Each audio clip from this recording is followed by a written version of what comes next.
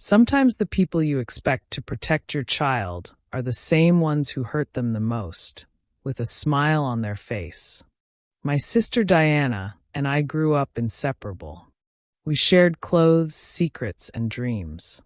When she got married, I was her maid of honor.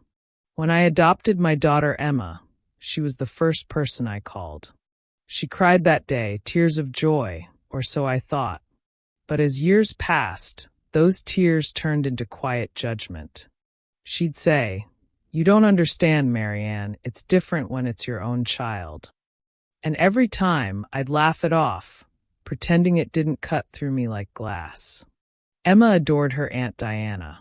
She'd draw her pictures, make her birthday cards, and talk about her cousins nonstop. She loved them with all her heart, even when they didn't love her back the same way. Last summer, Diana organized a family trip to the mountains. Everyone was invited, cousins, nieces, nephews, everyone except my daughter.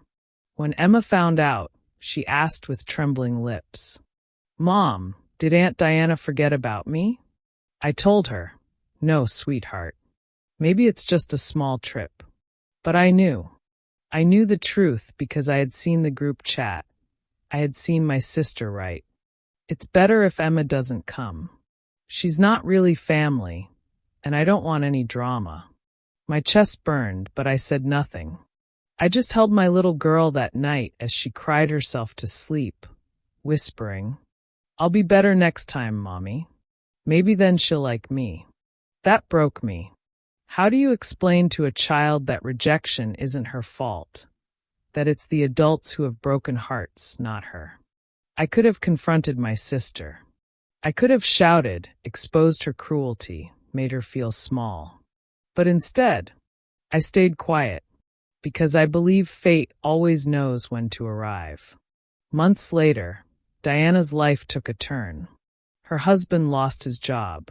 Her teenage son got into trouble at school, expelled for bullying a younger student. She called me, sobbing. And without hesitation, I showed up. When I walked into her house, chaos was everywhere, dishes piled up, tears everywhere. And in that moment, I saw the same pain I had once felt. I didn't gloat. I didn't mention the trip. I just helped her. I cooked, cleaned, stayed the night, and made sure her family was okay. Before I left the next morning, she broke down and said, "Marianne, after all I did, why would you help me?" I looked at her and said quietly, "Because Emma deserves to see what kindness looks like, even when the world doesn't give it back." 2 weeks later, Diana came to my house.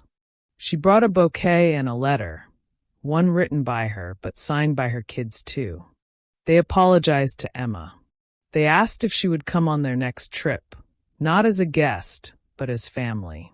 Emma hugged her cousins that day, smiling so big it made my heart ache. And as I watched them play, I realized I didn't need revenge. Fate had already delivered it in the softest, most poetic way, through guilt, regret, and the longing to be forgiven. Moral of the story: sometimes silence is the loudest answer to cruelty. The universe has a gentle way of returning what's been taken from us. Love doesn't need revenge, it needs patience. True family isn't about who shares your blood, but who shares your heart. When fate decides the payback, it's always fair and always on time. If this story touched you, please support us by leaving a like, sharing, and subscribing to the channel so you don't miss out on any of our stories. Thanks for watching.